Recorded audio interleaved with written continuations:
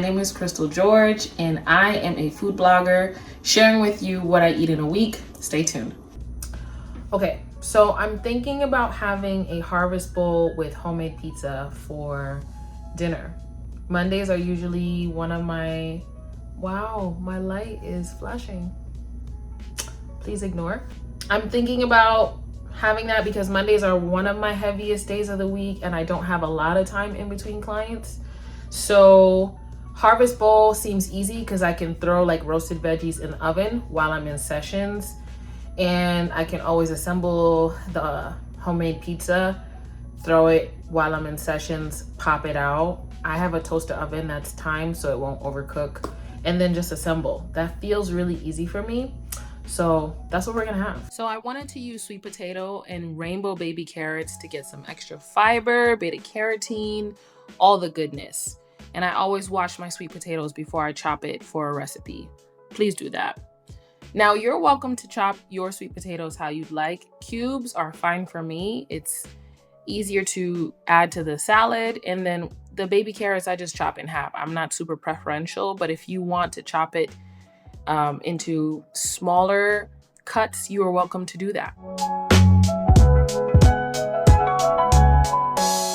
In terms of seasoning, I always am going in with garlic powder, onion powder, and paprika. I don't know why, I just like it. And then you add your salt and pepper to taste.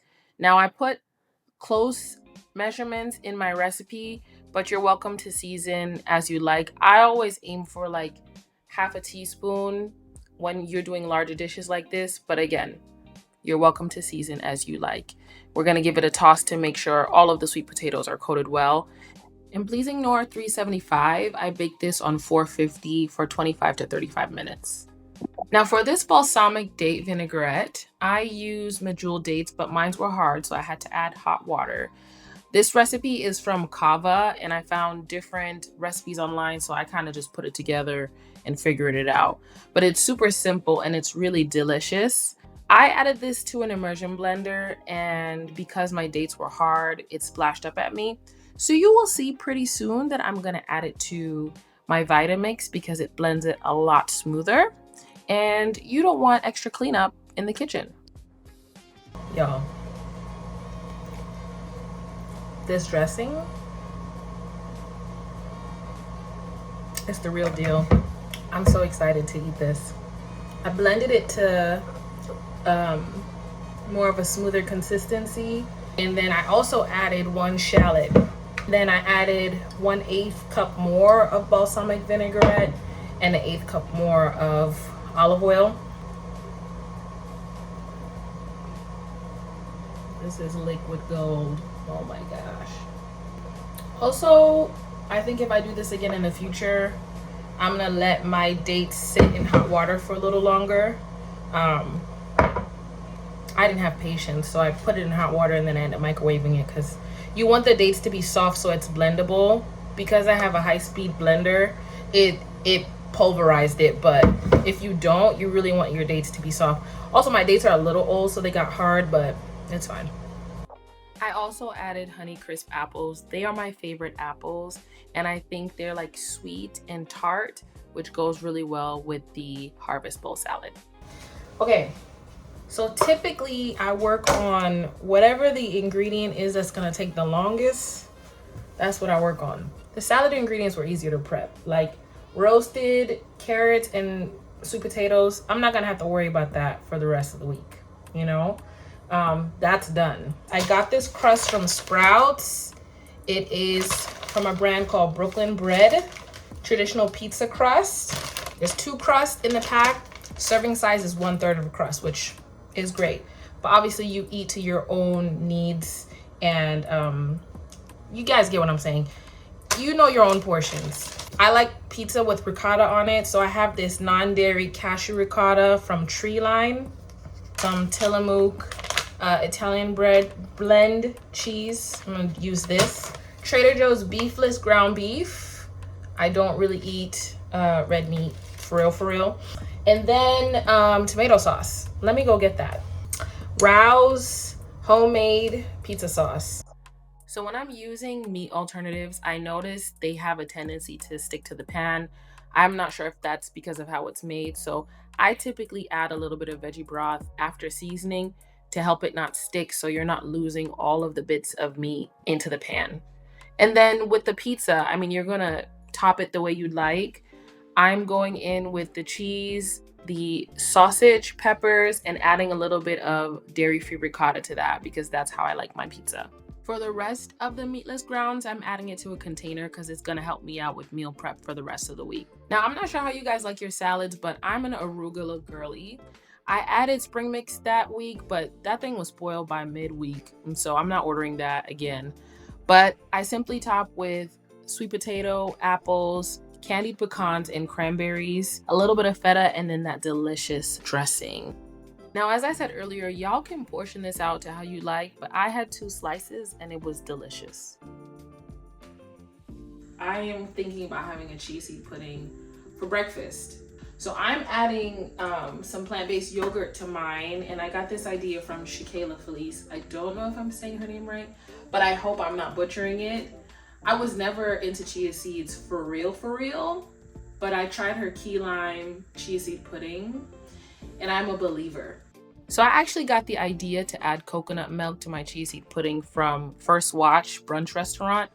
And then Shaquela Felice put me on to that Siggy's plant-based coconut yogurt. And typically when I'm doing my chia seed pudding, I will go between 2 tablespoons to 3, but I noticed this was a good ratio with 2. I'm having a very late breakfast and I realized I want something savory instead of the chia seed pudding. And this is why I came up with 2 alternates for breakfast so I don't veer off the path into snacking all day. So I know I'm gonna sound annoying when I say this, but when I wake up in the morning and I have breakfast, if I have the time, it feels like an adventure. And you'll notice I'm just pulling things out of the fridge that seem to have fiber because fiber in the morning is really going to keep you sustained throughout the day. It's going to sustain your energy levels. And there are different types of fiber that you can add to your breakfast. As you saw here, I had kiwi, nectarine, and apples, but there are a variety of fiber foods that you can add to your meals, so don't be afraid to venture out.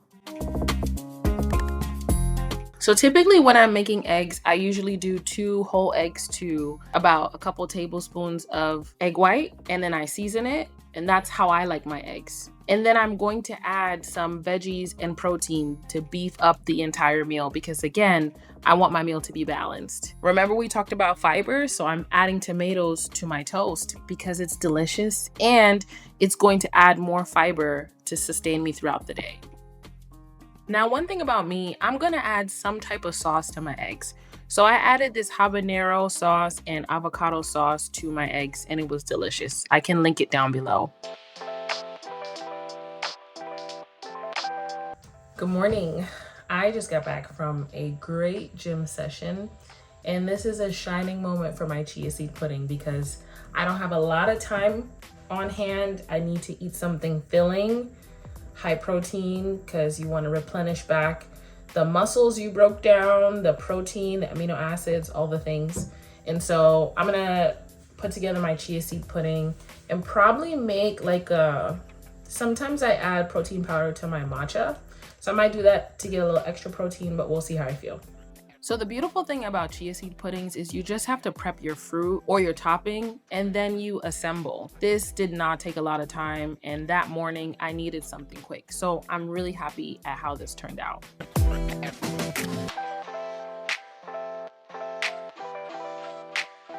So I realized I have not filmed lunch this week.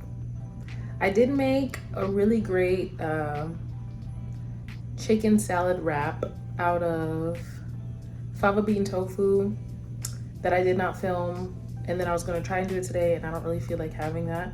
So I'm just gonna show you my quick pasta that I do when I'm in a pinch. I want some pasta and I don't wanna do the most. Maybe it might feel like the most for you guys, so that's fine. So always starting your pasta off with salted water because it flavors the pasta. And then I'm chopping up some onion and some Campari tomatoes. You can use vine ripe tomatoes here as well. I add some butter and tomatoes, and honestly, it helps to create its own sauce. So I'm not technically using tomato sauce. I'm making a sauce out of the veggies as they wilt down. So the convenient thing about this pasta dish is that I had red pepper pesto in the fridge, which made it easier to create a sauce. You won't always have time to make certain sauces from scratch. I know social media is making it seem like you can make everything from scratch, and you can, but convenience and nutrition can live together. When you are looking at the back of labels and checking your ingredients, you're making informed decisions. Now, I added some ricotta, red pepper flakes, and drizzled some olive oil to this. Chef's kiss. This did not take me a long time to cook. Okay, I finally end up remaking the buffalo tofu wrap because the first wrap I devoured and realized I had to make a second one for the video. So what you see here is shredded fava bean tofu, and once you season that well and you toss it to coat, you're going to add it to a baking sheet, spread it. I added a little bit of salt and added some avocado oil in a spray can to help it crisp up, because you want it to resemble like shredded chicken texture. It's not going to be spot on, but it's going to be similar. I'm also making a homemade ranch here, and I used some Greek yogurt, some mayo, and then added the seasonings, lemon juice, apple cider vinegar, so you can get that tangy yet creamy flavor.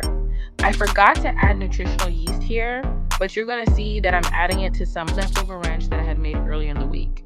Once that's done, I add it to the shredded tofu, and I'm also gonna add some veggies like green bell pepper, red onion, and I added some buffalo sauce there too. Once you're done, you're gonna mix that through, and then it's going to become the base for your wrap. So I scooped 2 scoops of that mixture onto a wrap with some arugula, a little shredded cheese, a little bit more of that ranch, and a little bit more of that buffalo sauce, and then we get to wrapping.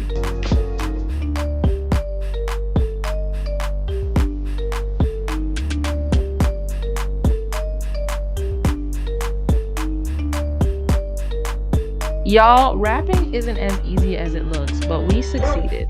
Of course, I paired this with some fiber, so I added some sliced nectarines and potato chips. That's the end of this video. I hope you enjoyed. Please be sure to like, comment, and subscribe.